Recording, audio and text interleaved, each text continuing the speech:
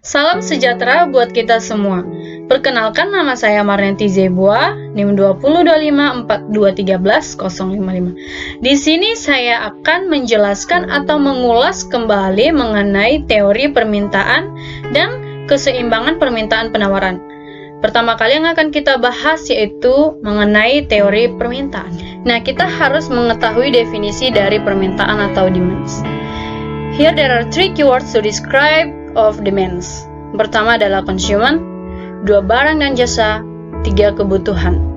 Dari ketiga kunci ini dapat kita simpulkan bahwa permintaan adalah keinginan konsumen dalam membeli barang dan jasa untuk memenuhi kebutuhan. Kita hanya perlu mengingat 3 kata kunci ini.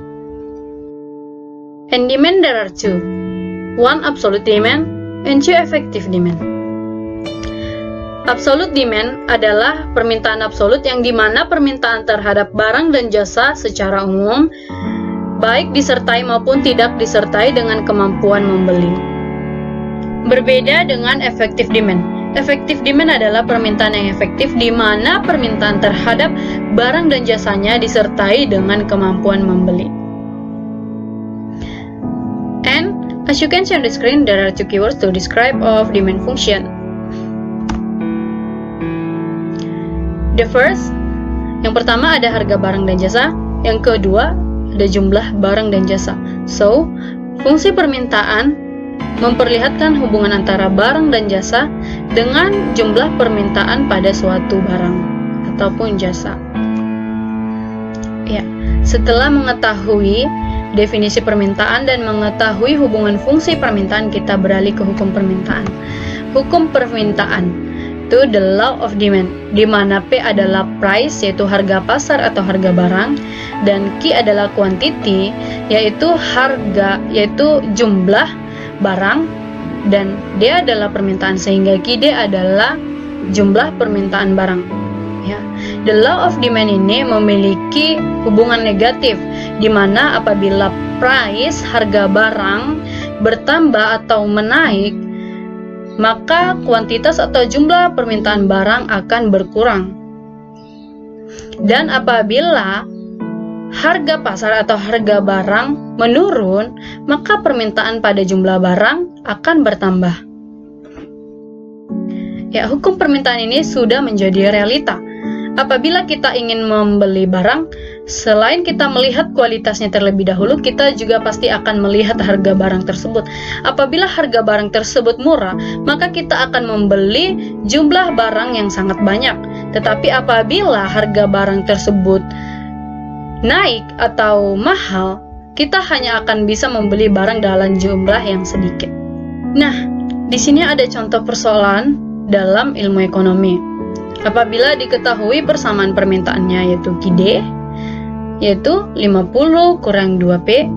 Nah, jika P price sama dengan 10, maka dapat kita cari dengan metode substitusi. QD sama dengan 50 kurang 2P. P-nya kita substitusi kemari. Jadi QD sama dengan 50 kurang 2 kali 10. 2 kali 10 sama dengan 20. Kemudian QD sama dengan 50 kurang 20, maka QD-nya adalah 30. Nah, jika permintaan,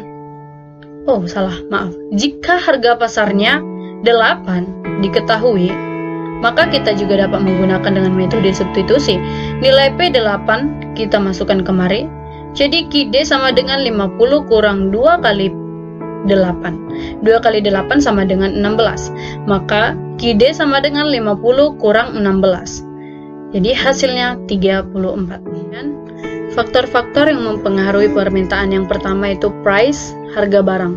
Harga barang seperti yang sudah dijelaskan pada hukum permintaan, harga barang sangat berpengaruh terhadap jumlah barang yang diminta. Kedua, income, yaitu pendapatan konsumen.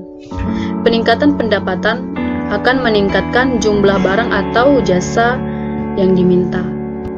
Dan yang ketiga, needs, yaitu intensitas kebutuhan. Semakin penting barang dan jasa dalam memenuhi kebutuhan seseorang, maka jumlah permintaannya akan semakin meningkat.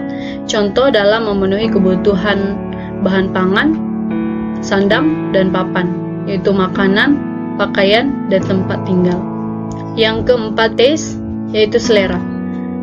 Peningkatan selera pada barang dan jasa akan meningkatkan jumlah permintaan pada barang dan jasa tersebut dibandingkan pada jumlah barang dan jasa yang lain. Yang kelima, expectation, yaitu ekspektasi. Ekspektasi konsumen akan adanya peningkatan harga barang di masa depan akan mendorong para konsumen untuk membeli barang dalam jumlah yang lebih banyak atau menimbun barang tersebut pada masa kini untuk mengurangi pengeluaran mereka di masa yang akan datang. The divided of demand. Demand terbagi atas 3 bagian.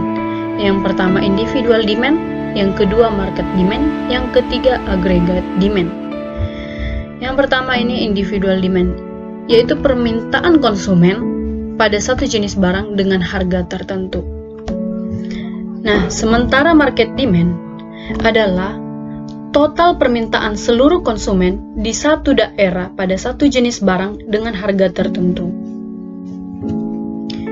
Dan aggregate demand adalah total permintaan seluruh unit-unit ekonomi pada barang dan jasa di berbagai harga. Before we move to equilibrium, we must know the definition of supply or penawaran. And this, you can see there are 4 keywords to describe definition of supply. The first, there are producer. Second, goods and service. Third, price. And 4, period. So we can conclusion the supply. Jadi kita dapat menyimpulkan definisi dari penawaran.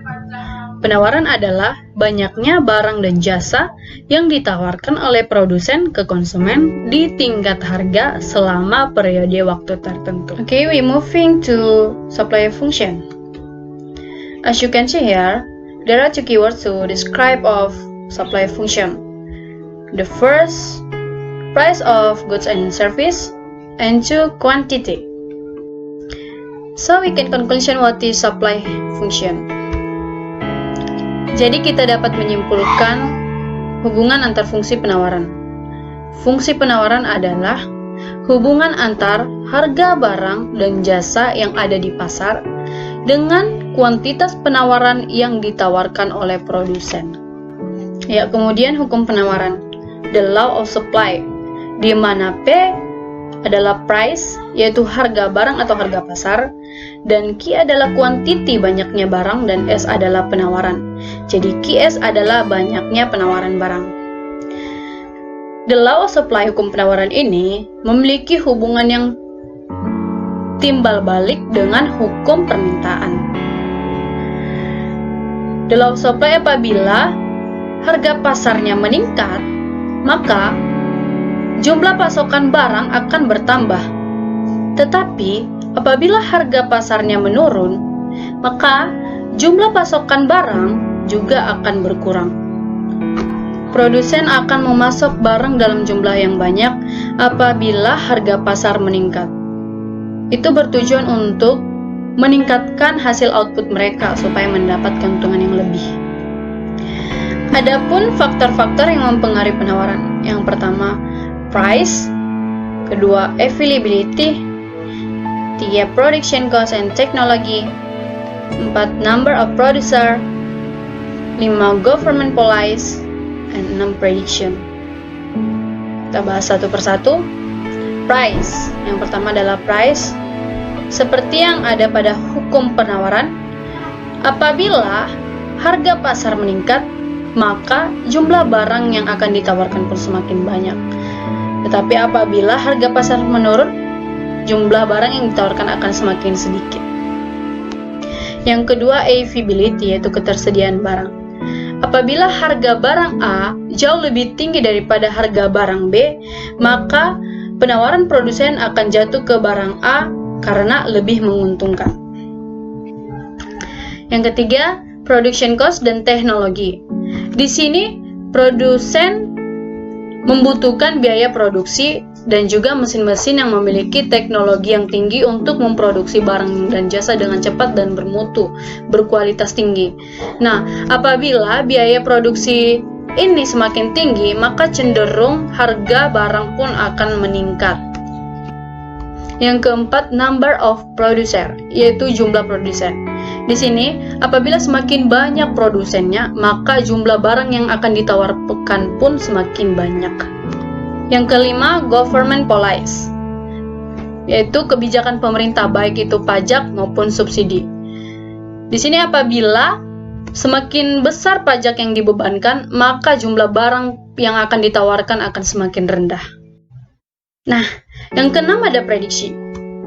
Apabila pada permintaan ada ekspektasi, maka pada penawaran ada prediksi.